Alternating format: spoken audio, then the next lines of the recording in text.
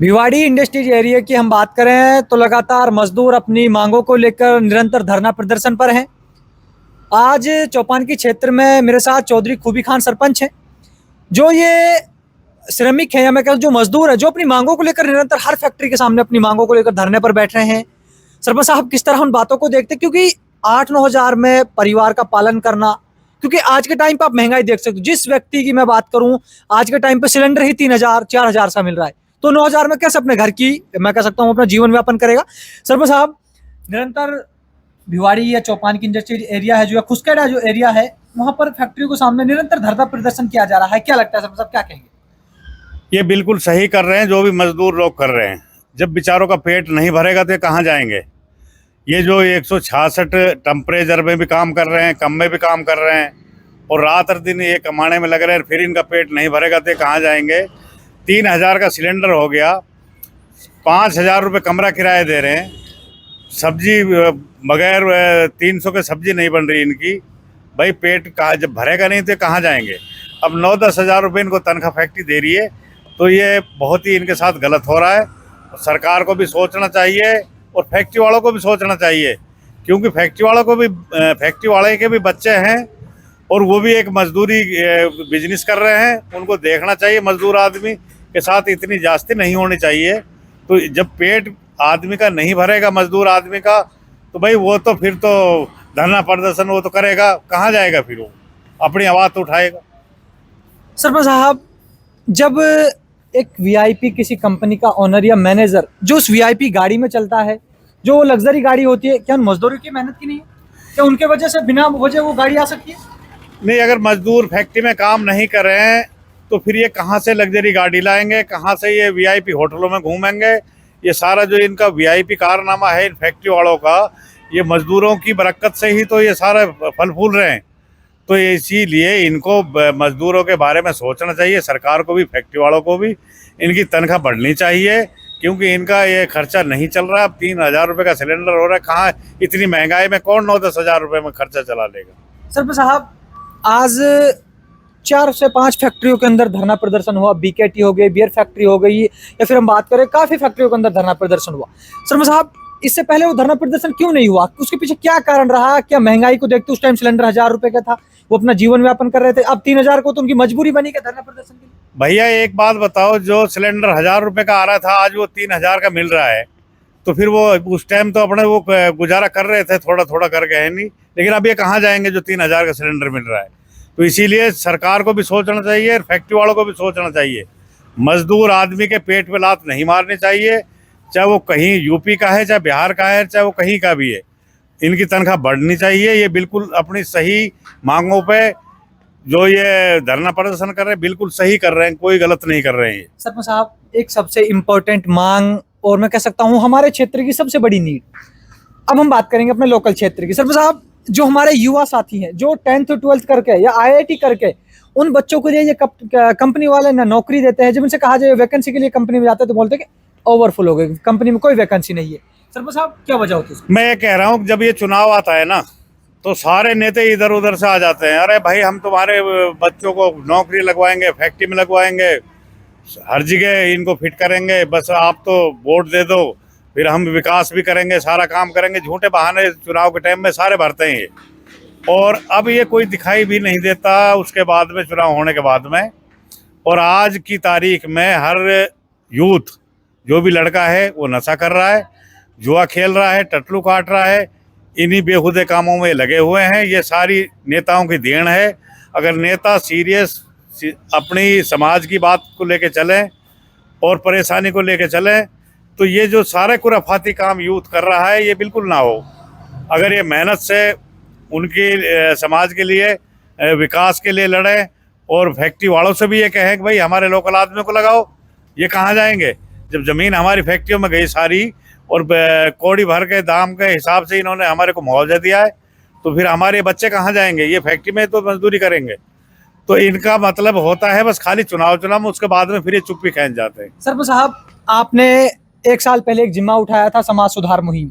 आज क्या ये समाज सुधार मुहिम का भी एक हिस्सा है जो धरना प्रदर्शन हो रहा है, जो लोकल क्षेत्र के लोगों की जो मांग है, या फिर जो लोकल एरिया के जो हमारे युवा साथी जो नौकरी की मांग है, क्या ये समाज सुधार में ये बात आती है? नहीं, समाज सुधार में क्यों नहीं आती है? जब किसी के साथ जास्ती हो रही है तो ये भी तो समाज सुधार में है। जिस काम में हम लगे हुए हैं ये समाज सुधार ही है। और जो मजदूरों के साथ और वर्करों के साथ किसी बाहर के, चाहे यूपी का है, बिहार का है, जिनके साथ भी कोई गलत अत्याचार या फैक्ट्री वाला कर रहा है, सरकार कर रही है, तो ये हमारा फर्ज बनता है सरकार से कहने का भी, फैक्ट्री वालों से कहने का भी कि ये गलत काम नहीं होना चाहिए, इनकी तनख्वाह भी बढ़नी चाहिए और इनकी जो परेशानी है उनके ऊपर सरकार को भी सोचना चाहिए, फैक्ट्री वालों को भी सोचना चाहिए। सरपंच साहब, महिलाओं के द्वारा जो सुपरवाइजर होते हैं या कंपनी के जो उच्च अधिकारी होते हैं, जो मैं कहता हूँ जो सुपरवाइजर हो, मैनेजर हो, वो महिलाओं से अभद्र टिप्पणी करना, गलत शब्दों का यूज करना। जब मैं महिलाओं से बात कर रहा था तो उनसे बाइट ले रहे थे, वो बोल रहे थे कि सर हमसे अपशब्द यूज किए जाते हैं, हमको अलग अलग तरह की बातें कहा जाता है, उनको अश्लीलता की बातें बोली जाती है। सरपंच साहब, इस तरह के लेडीज के एक तरफ भारत सरकार कहती है कि नारी सम्मान, सरपंच साहब यही सम्मान है? यही सम्मान हो रहा है आजकल। हर जगह खुराफाती फैली हुई है, हर आदमी इज्जत लेने पे तुला हुआ है, हर आदमी गरीबी का फायदा उठाता है। तो इनको ये नहीं करना चाहिए और सोच समझ के ही लेडीजों से भी कोई बात करे तो इज्जत के साथ करनी चाहिए। तो इन बातों को भी हम आगे इंशाल्लाह उठाएंगे जो आपने हमारे को बताई है। सरपंच साहब, बीजेपी सरकार कहती है डबल इंजन की सरकार है, आज केंद्र में बीजेपी सरकार है। मैं बात करूं राजस्थान में डबल इंजन की सरकार है। केंद्रीय मंत्री भूपेंद्र यादव, या फिर हम बात करें कि अपने यहाँ से जो अलवर जो है शहर से संजय शर्मा जी, तिजारा विधायक महंत बालकनाथ जी, उन लोगों के हमारे चैनल के माध्यम से क्या उन लोगों से क्या अपील करेंगे, क्या कहेंगे उन लोगों से इन समस्याओं को, तमाम समस्याओं को लेकर? मैं हमारे जो सांसद हैं भूपेंद्र जी, उनसे भी कहना चाहता हूँ, बाबा बालकनाथ जो हमारे विधायक हैं उनसे भी कहना चाहता हूँ, जो हमारे मंत्री है संजय शर्मा जी उनसे भी कहना चाहता हूँ, उनको जो गरीबों के साथ अत्याचार हो रहा है, जो इनका पेट नहीं भर रहा है, उनको देखना चाहिए। उनको सरकार से भी कहना चाहिए क्योंकि सरकार में बैठे हैं, और फैक्ट्री वालों को भी इकट्ठा करके कोई मीटिंग लेनी चाहिए। उनको समझाना चाहिए कि भाई महंगाई का टाइम है, कहाँ 1000 का सिलेंडर था, कहाँ 3 का हो रहा है, तो इसलिए इनकी तनख्वाह बढ़नी चाहिए और उनको मजदूरों की शुद्ध लेनी चाहिए उनको। सरपंच साहब, आप इस मुद्दे को किस तरह देखते हैं? अगर मैं आपकी सोच के बारे में बात करूं, और कुछ लोग मैं कहूंगा अभी भी फिलहाल वो बोलेंगे कि सरपंच साहब अपनी राजनीति लेकर इस मुद्दे पर फिर सामने आ चुके हैं। आप कितना दमखम के साथ इन लोगों के साथ, इन मजदूरों के साथ जब तक ये लड़ाई लड़ेंगे, क्या इस लड़ाई का हिस्सा रहेंगे? मैंने जब से सूरत संभाली है ना अपने, जिसमें होश में हूँ, उसी टाइम से मैं मजदूरों की, गरीबों की मदद करता हूँ और समाज के लिए काम करता हूँ और सर्व समाज के लिए करता हूँ। ये भी नहीं कि भाई हम तो मेरे समाज के लिए करते हैं या लोकल के लिए करते नहीं। चाहे ये कोई यूपी का है, चाहे बिहार का है, कोई भी गरीब आदमी अगर मेरे पास आता है तो मैं उसकी मदद करता हूँ अल्लाह के हुक्म से, और उसको सीरियस लेके उनकी जो परेशानी है फैक्ट्री वालों तक पहुँचाता हूँ, सरकार तक भी पहुँचाता हूँ। जहाँ भी जरूरत होती हो पड़ती है उनकी बातों को पहुँचाने की, वहाँ मैं पहुँचाता हूँ। सरपंच साहब, कुछ दिन पुरानी जो बातें हैं, इसी बीकेटी कंपनी की हम बात करते हैं, आपकी हम बात करें, बीता जो आपका कल है उसमें आपकी यूनियन थी, उसमें आप निरंतर, जब आपकी हम बात करें नीचे तो 10 से 15 साल थे, उसमें आप लोगों ने इसी तरह एक यूनियन बनाई, उस टाइम भी आप मजदूरों के साथ खड़े थे, सरकार कोई भी हो। सरपंच साहब, उस वाक्य को किस तरह दोहराना चाहेंगे? भैया, उस टाइम गोविंद रबड़ थी भिवाड़ी में, बहुत बड़ी यूनियन हुई थी और वो सारी यूनियन मैंने ही तुड़वाई थी, मैंने ही वर्करों का हिसाब कराया था तरीके से जो होना चाहिए था। फैक्ट्री वालों को बिठा के, सारी मजदूरों को भी बिठा के उनके बीच में समझौता करा के उनका हिसाब कराया और फिर दोबारा से फैक्ट्री चालू करवाई थी गोविंद रबड़। उसके बाद में मणि बीकेटी, तो पहले गोविंद रबड़ थी। सरपंच साहब, उसमें सफलता मिली, आज इन मुद्दों पर जिन पे हम सामने किया, इनमें भी सफलता मिलने की पूरी सहयोग है इंशाल्लाह। इनमें भी हम फैक्ट्री वालों से भी बात करेंगे और सरकार से भी बात करेंगे, जो भी जहां तक भी हमारी पार पड़ेगी हम मजदूरों के हित में रहेंगे और इंशाल्लाह इनकी परेशानियों को दूर हटवाएंगे। तो आपने सुना, ये मेरे साथ चौधरी खूबी खान सरपंच थे, जिन्होंने सभी मुद्दों पर बात दी। क्योंकि एक मजदूर जब अपने घर से निकलता है तो वो सोचता है कि शाम को मेरे घर में रोटी तब बनेगी तब मुझे कोई रोजगार मिल जाएगा।